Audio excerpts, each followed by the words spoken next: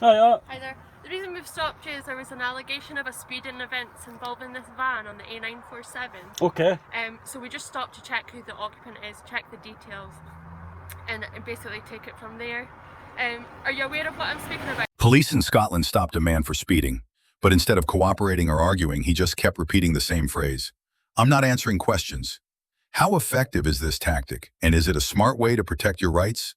Or is it just making the situation more tense? Let's break it down step by step. I don't answer questions. Okay, no problem. Do you have your driving license on you? I think I do.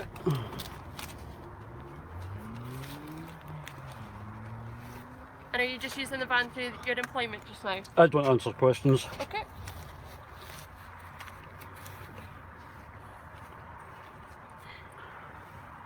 Thank you. Is everything correct on your license? I don't answer questions. Okay.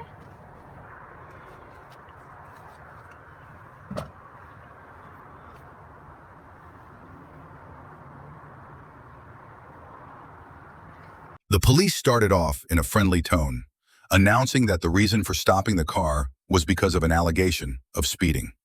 However, the man's response was cold as ice. I will not answer the question. The police continued to ask about the driver's license, the purpose of the car, but all received the same answer. This is an extreme response, showing that people clearly understand the right to remain silent and actively do not provide any information, even harmless. Whether this protects the person or just increases suspicion, it depends on the police's next action.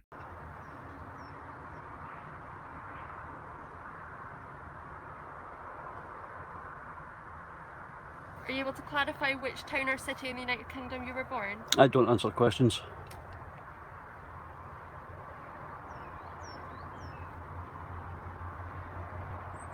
And do you have a contact telephone number? I don't answer questions.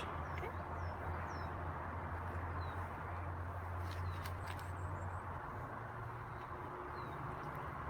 Hardgate.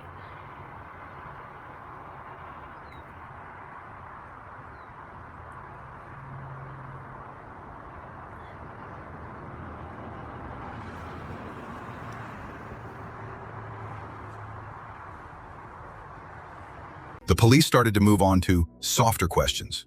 Where were you born? Do you have a phone number? Is the information on your driver's license correct? And he kept answering the same question. I'm not answering the question. This was firmness, but also a sign of non-cooperation, although not resistance. The police may have felt their authority was being challenged, but at this point, they remained calm.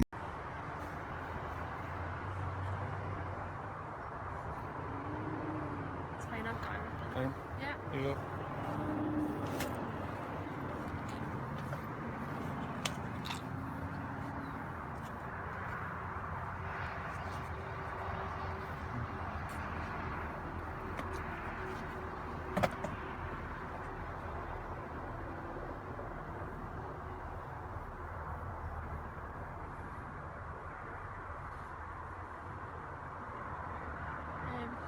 What's the best to address you, Mr. Adamson or David?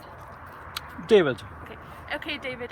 What it was, your details were passed to us along with the vehicle following a social media post whereby this van, and believed to be yourself as the driver, has overtaken what we call a Nest Camp, the speed camera vans on the A947.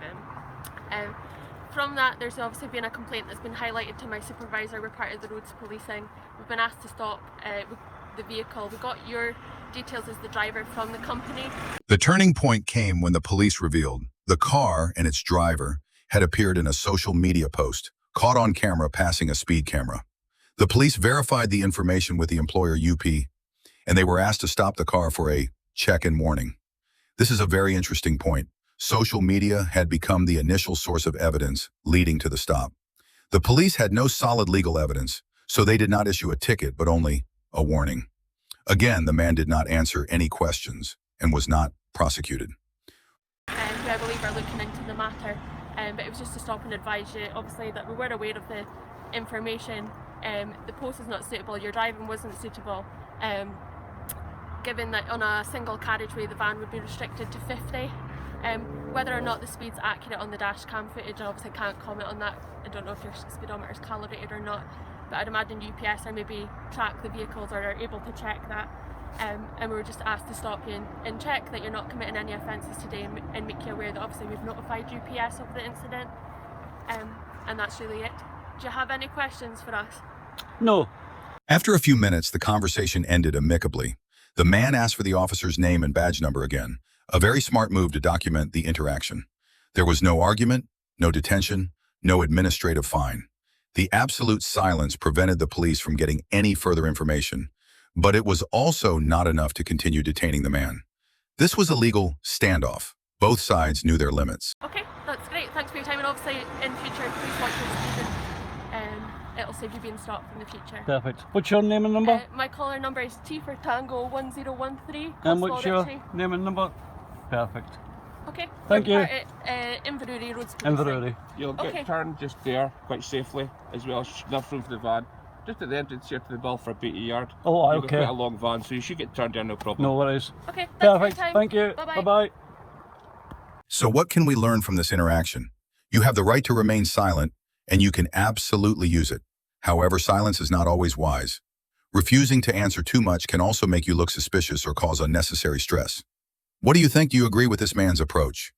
Or would you rather keep the conversation limited, enough to avoid trouble, but not completely silent? Leave a comment below. Don't forget to like, subscribe, and ring the bell to follow the next legal analysis. See you soon.